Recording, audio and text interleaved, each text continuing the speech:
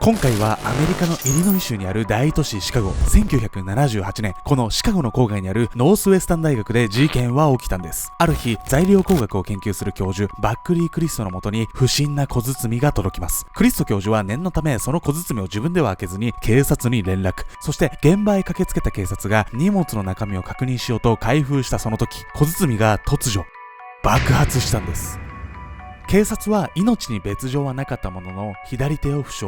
すぐに犯人の捜査を開始するも手がかりは何も見つからず、警察は撃つ手がなかったんです。しかしこの小さな爆破事件はここから18年にわたって続く連続爆破事件のほんの序章に過ぎなかったんです。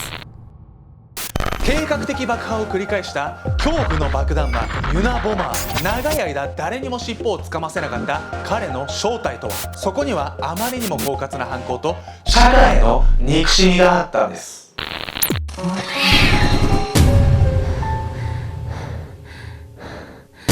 い、というわけで、本日も始まりましたアルゴメトリーのせんちゃんです。どうも、愛の爆弾やみやみっか。というわけで、爆弾魔ユナボマーは何件もテロ事件を起こしていたのに、どうして20年近くも逮捕されなかったんでしょうか。セグウェイとか乗ってたんじゃない？のんきだな。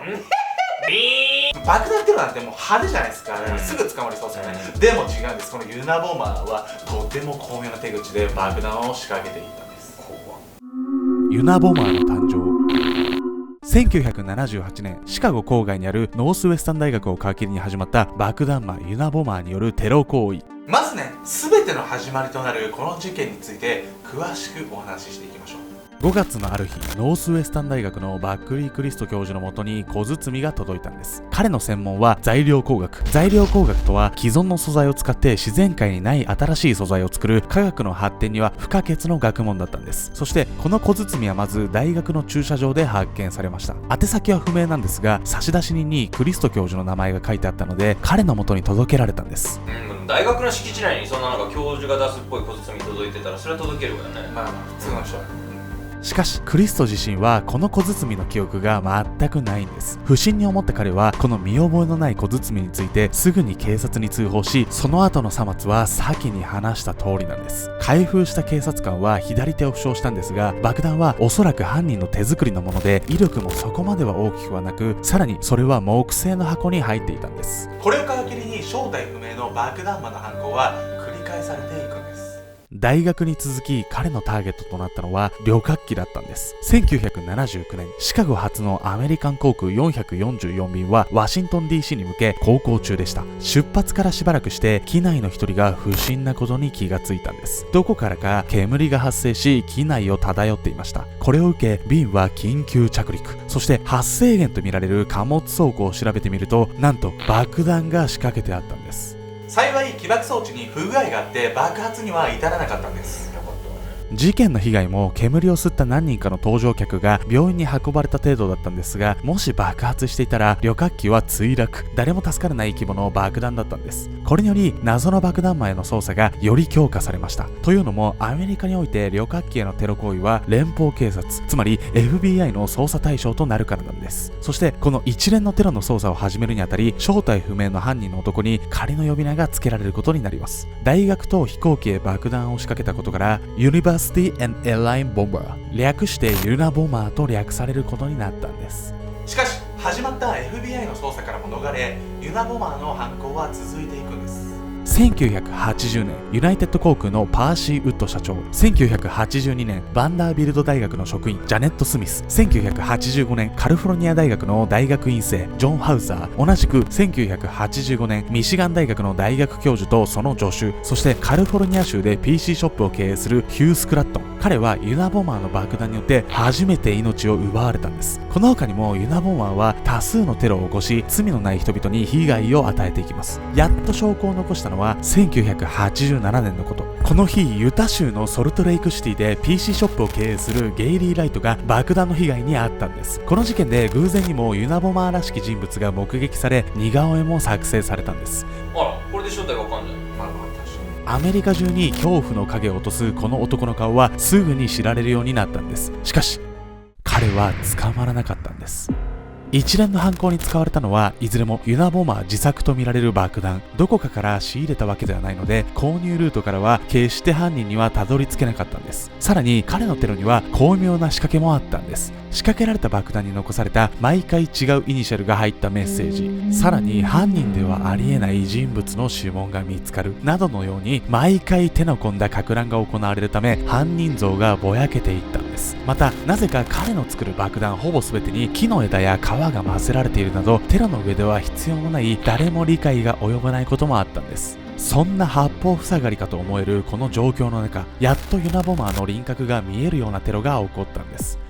FBI に捕まらず犯行を続けていくユナボマー。次に起こした事件ではユナボマーの隠れた思想が明らかになっていくんです。思想犯ユナボマー。一向に尻尾を見せないユナボマー。しかし彼の犯行は続き、1994年、95年と立て続けに爆弾テロを起こしたんです。1994年の犠牲者はトーマス・モーザー。広告代理店バーソン・マーステラの役員としてアメリカの石油産業大手エクソンモービルを担当していた人物なんです。翌年95年の犠牲者は材木業界のロビー団体カリフォルニア森林組合の理事長ギルバート・ブレント・マレー。二人ともユナボマーの爆弾により命を落としたんです。彼自身が研究を重ねながら作ったであろう爆弾は費用ごとにその威力や精度を増していったんです。そしてこの被害者の2人、とあることに関係している人物だったんです。それが自然破壊。振り返ってみると94年の犠牲者広告代理店のモーザーは石油大手エクソンモービルが起こした世界最大の原油流出事故のイメージ払拭に尽力していた人物だったんです。そして森林組合理事長マレーは森林を切り開くことを推進する団体の重鎮だったんです。そう、いずれも環境破壊の片棒を担いでいると言える人物だったんです。そしてこの2人の事件以外からもある共通点が出てきたんです。最初に爆弾が仕掛けられたクリスト教授は科学の発展のための学問、材料工学の教授だったんです。そして FBI の捜査のきっかけになった旅客機はまさに科学発展の象徴的な存在。何度も標的にされた PC ショップも現代技術の象徴と言えるでしょう。ここからユナボマーは自然破壊や科学の発展を憎み一連のテロを起こしているという可能性が浮上するんです。爆弾に混じっていた謎の木片もその思いの表れと推測されるんです。そんな中ユナボマーは大胆な動きを見せていくんです。それは森林組合理事長の爆殺と同じ1995年のことでした。大手新聞社ニューヨークタイムズにとある郵便物が届きます。中身は手紙と産業社会とその未来というタイトルの論文だったんです。そしてこの郵便の差出人がユナボマーだったんです。爆弾魔からの手紙の内容はこうでした。同封したこの論文産業社会とその未来を一時たがわず新聞に掲載したら一連のテロ行為を終了する。そしてこの論文の内容は産業社会は人類に大きな災いをもたらすという趣旨で、当時の専門家から見ても非常に筋の通ったものだったんです。そしてすぐに FBI はこの情報を聞きつけたんです。新聞社は筋の通った内容とはいえ爆弾魔から送られてきた論文を掲載すべきか迷っていたんです。一方 FBI はこの論文を掲載するのには賛成だったんです。掲載により条件通り犯行がストップするかもしれません。さらにこれがアメリカ全土に知れ渡ることで何か手がかりが手に入る可能性もあってからなんです。結果的にこの論文はアメリカを代表する2つの新聞社ニューヨークタイムズとワシントンポストに掲載されました。そしてこれにより事件は大きく動いていくんです。論文が全国に知れ渡って数日後、デビッド・カジンスキーという人物から警察に通報がありました。通報の内容はとても衝撃的なものだったんです。ユナボマーは私の兄だと。かの有名なユナボマーが書いたと思われる論文をデビッドも新聞で読みました。そこであることに気がついたんです。彼の兄であるセオドアの各文体と論文のそれが非常に似ていたんです。まあこれで犯人だよね。しかしそううまくはいきません。当時ユナボマーには多額の報奨金がかけられていたんです。そのお金欲しさの通報も多発し、容疑者は2000人ほどに上っていたんです。これだけではセオドア・カジンスキーは容疑者2000人ほどのうちの1人となっただけだったんです。しかし兄の行動や性格からデイビッドは彼が犯人であることを確信していました。果たしてセオドア・カジンスキーが犯人だと証明されることはあるのでしょうか。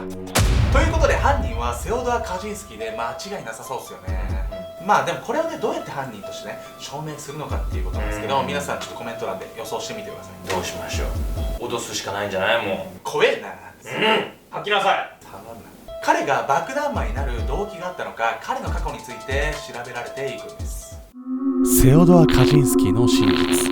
ユナボマーとして多数の爆弾テロを起こしたとみられる容疑者セオドア・カジンスキー。彼の人物像が調べられると、セオドアが犯人である確信は強まっていったんです。調査によって明らかになったんですが、このセオドアの経歴っていうのはとても輝かしいものだったんです。セオドア・カジンスキーは1942年3月、イリノイ州シカゴの一般的な家庭に生まれました。普通の家に生まれたカジンスキーですが、ただ一つ彼が周りと違ったのはその頭の良さ。それも並の秀才ではなかったんです。小学5年生の時に受けた知能テストで弾き出された彼の IQ はなんと167。その圧倒的な頭脳で彼は飛び級を繰り返し、15歳で高校を卒業。飛び級やそのシャイな性格から周りと馴染めないこともあったんですが、どうやら友達がいなく孤独というわけでもなかったんです。つまり最初から爆弾魔になるような人物ではなかったということなんですよね。彼はその天才的な頭脳を持って16歳で名門ハーバード大学に入学します。つまり日本でいう高校までの勉強を中学卒業までに修了していただけではなく、それに加えてトップレベルの成績を収めていたんです。さらにカジンスキーはその名門ハーバード大学ですら非常に優秀な成績で卒業するんです。学生時代からちょっとね、理解が及ばないような頭脳を持っていたんですよね。めちゃくちゃ天才よこの人。その後、大学院で博士号を取得した後、1967年、カリフォルニア州バークレイ校で助教授に就任。これはなんと、開学以来最年少となる25歳という異例の若さだったんです。しかしここからセオドアの様子が徐々に変わっていくんです。大学で教鞭を取り2年ほど経った頃、カジンスキーは突如助教授を辞職したんです。その後しばらく実家で生活をし、間もなく自然豊かなモンタナ州リンカーン郡に移り住みます。そこで彼が住居として選んだのは郊外にある一軒の粗末な小屋。カジンスキーはこの偏僻な場所で一人きりほとんど自給自足の生活を送り始めたんです。というのも彼はある時期から自然信仰に傾倒し始め、工業化を意味嫌い、ついには自給自足の生活を送っていたんです。そして一つのきっかけで孤独な天才は爆弾魔へと変貌していくんです。いつものように人里離れた小屋で自給自足の生活を送っていたセオドア。家の周辺を歩いていると、いつもと違うある変化に気づいたんです。そしてこれを見たことをきっかけに、セオドアは爆弾魔、ユナボマーになることを決意したんです。カジンスキーの目に入ったのは土地開発だったんです。工業化を憎み自然を求めて生活をしていたカジンスキーの理想的な自然環境が知らぬ間に破壊されていったんです。これを見たカジンスキーは自然を破壊し工業化を進める人々への復讐を誓ったんです。ここから彼の小屋で爆弾を作る日々が始まっていくんです。そして1996年4月、カジンスキーの小屋は多数の FBI 捜査官に囲まれていたんです。捜査により判明したセオドアの足取り、爆弾を自作できる知識、 FBI の捜査をかいくぐる頭脳、そして弟デビッドの指摘した文体、全てがセオドア・カジンスキーの犯行を証明していたんです。小屋の包囲から間もなくセオドア・カジンスキーは逮捕されることになるんです。そして小屋の中からは爆弾の部品のほか爆弾の実験などについての手書きの日記、彼の犯罪についての解説書、あとは郵送するだけの爆弾も見つかったんです。これで全米を恐怖に陥れたユナボマー事件は無事解決されたんです。最終的に彼は自作の爆弾により3人を殺害、23人を負傷させたんです。そしてその天才的な頭脳で18年もの間捜査の手を逃れ続けたんです。逮捕までのこの長さは当時 FBI が捜査した事件の中では解決まで最長となっているんです。天才ゆえに社会の問題点が見えすぎてしまったセオドア・カジンスキー。彼がその才能の使い方さえ間違えなければ何か社会に役立つ成果を上げていたかもしれません。チャンネル登録と高評価